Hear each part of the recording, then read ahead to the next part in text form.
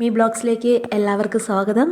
അപ്പം നിങ്ങളെ തംബ്ലൈനിൽ കണ്ടതുപോലെ ക്യാമറയുടെ ഒരു വമ്പൻ ചതിയുമായിട്ടാണ് ഞാനിപ്പോൾ നിങ്ങളുടെ മുമ്പിലേക്ക് വന്നിരിക്കുന്നത്.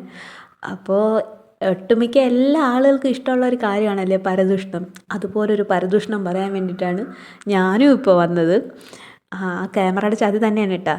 അപ്പോൾ ഒരാളുടെ കുറ്റം കേൾക്കുക, മറ്റൊരാളുടെ കുറ്റം പറയുക, അതിലൊക്കെ എത്ര സത്യം ഉണ്ടെന്ന് പോലും നമ്മളാരും ചിന്തിക്കില്ല. ഇപ്പം ഞാൻ ഉൾപ്പെടെ ഞാനിതാ ഇപ്പോൾ ഒരു കുറ്റം പറയാൻ വേണ്ടിയിട്ടാണ് നിങ്ങളുടെ മുമ്പിലായിട്ട് വന്നിരിക്കുന്നത്.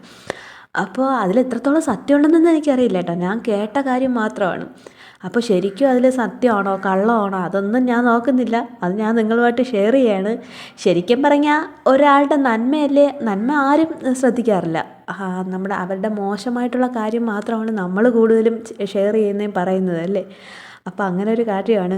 എൻ്റെ നാട്ടിൻപുറത്ത് ഒരു നല്ലൊരു ഫാമിലി എന്ന് വെച്ചാൽ ഒരു കൂട്ടുകുടുംബമാണ്. അപ്പോൾ അവിടെ ഒരുപാട് മക്കളും ചെറുമക്കളുമായിട്ടൊക്കെ ഭയങ്കര കളിയും ചിരിയും തമാശയും നിറഞ്ഞൊരു വീടാണ് കേട്ടോ. അപ്പം ഞങ്ങൾക്കെല്ലാം ഒരു അസൂയയോടെ ഞങ്ങൾ നോക്കിക്കാണുന്ന ഒരു വീടാണ്. കാരണം കൂട്ടുകുടുംബമായിട്ട് താമസിക്കുന്നിടത്ത് അടിയും വഴക്കൊന്നും ഇല്ലല്ലോ എന്നുള്ളൊരു സന്തോഷത്തോടെ താമസിക്കുന്ന ഒരു സ്ഥലമാണ്. അപ്പം നമ്മളെല്ലാവരും അസൂയയോടെ നോക്കുന്ന ഒരു കുടുംബമാണ്. ആ കുടുംബത്തിൽ ഈ ഇടയ്ക്ക് ഒരു ക്യാമറ ഫിറ്റ് ചെയ്തു. അപ്പോൾ ചെറുമക്കൾ, മരുമക്കൾ, ആ മക്കൾ എല്ലാവരുടെ ഫോണിലേക്കും ആ ക്യാമറയിലെ വിഷസും സൗണ്ട് സിസ്റ്റം ഉണ്ടായിരുന്നു, അതുൾപ്പെടെ റെക്കോർഡ് ചെയ്ത് അയക്കുന്നൊരു സംഭവം ഉണ്ടായി. അതോടുകൂടിയാണ് ആ വീട്ടിനകത്തുള്ള തമാശകൾ അരങ്ങേറിയത്.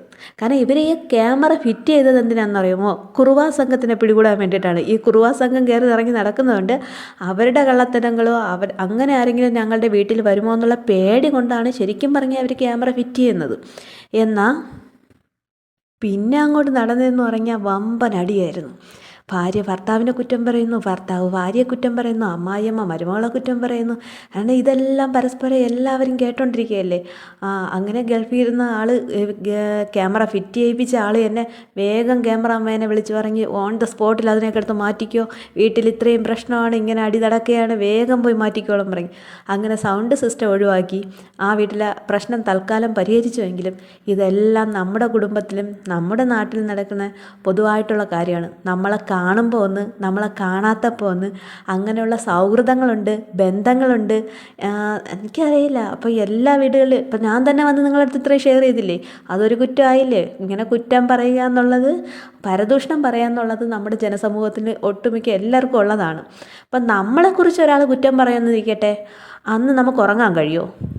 അതങ്ങനെയല്ല, അത് ഇങ്ങനെയാണെന്ന് വാദിച്ച് തെളിയിച്ചിട്ട് നമ്മൾ കിടന്നുറങ്ങുള്ളൂ അല്ലേ. അപ്പോൾ നിങ്ങളുടെ അഭാവത്തിൽ നിങ്ങളെക്കുറിച്ച് മറ്റൊരാൾ പറഞ്ഞതൊക്കെ നിങ്ങൾ അറിഞ്ഞിട്ട് അയാളെ വീണ്ടും നിങ്ങൾ കാണേണ്ടി വന്നാൽ എന്തായിരിക്കും നിങ്ങളുടെ മനോഭാവം?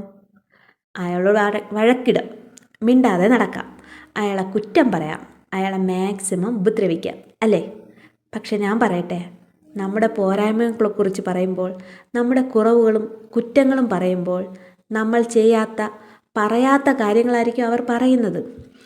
എന്നാൽ പോലും നിങ്ങളതറിയുമ്പോൾ അവരുടെ മുഖത്ത് നോക്കി പുഞ്ചിരിക്കുക, സംസാരിക്കുക.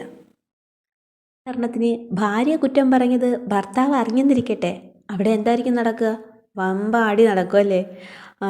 നീ ഇങ്ങനെ പറഞ്ഞില്ലേ, നീ എന്നെക്കുറിച്ച് അങ്ങനെ പറഞ്ഞില്ലേ, ഇത് പറയാൻ നിനക്ക് എങ്ങനെ കഴിഞ്ഞു എന്നൊക്കെ ആയിരിക്കും ഭർത്താവിൻ്റെ ഭാഗത്തു നിന്നുള്ള ചോദ്യം.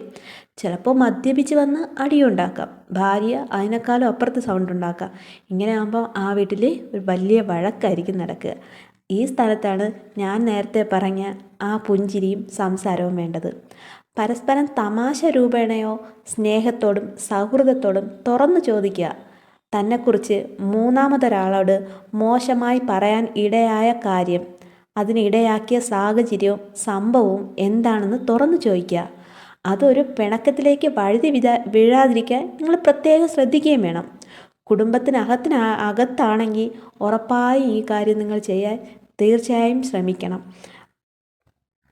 നിങ്ങളൊന്ന് മാത്രം ചിന്തിക്കുക, നിങ്ങളെക്കുറിച്ച് പറഞ്ഞവർ സുഖമായി കിടന്നുറങ്ങുന്നുണ്ടാവുമെന്ന്. അത് കേട്ട് നീ തല പുകച്ചിട്ടോ ഉറങ്ങാതിരുന്നിട്ടോ ഒന്നും നേടാനില്ല. പറയുന്നവർ പറഞ്ഞുകൊണ്ടിരിക്കട്ടെ, അവർ പറഞ്ഞുകൊണ്ടിരിക്കുക തന്നെ ചെയ്യും. ചെവി കൊടുക്കാതിരിക്കുക. നമുക്ക് ചെയ്യാനുള്ളത് അത്രയും മാത്രമേ ഉള്ളൂ. ഒരു വിരൽ അവർ നിന്നെ ചൂണ്ടുമ്പോൾ ബാക്കി 4 വിരലും അവരെ തന്നെയാണ് ചൂണ്ടുന്നതെന്നുള്ള സത്യം നീ തിരിച്ചറിയുക, മനസ്സിലാക്കുക, ഓർമ്മയിൽ സൂക്ഷിക്കുക. എല്ലാവർക്കും പരസ്പരം എല്ലാ വ്യക്തികളെയും ബഹുമാനിക്കാൻ കഴിയട്ടെ, സ്നേഹിക്കാൻ കഴിയട്ടെ, മുറിപ്പെടുത്താതിരിക്കാൻ കഴിയട്ടെ എന്ന് ആത്മാർത്ഥമായി ആശംസിക്കുന്നു. ശുഭദിനം. എല്ലാവർക്കും ഗോഡ് ബ്ലെസ് യു.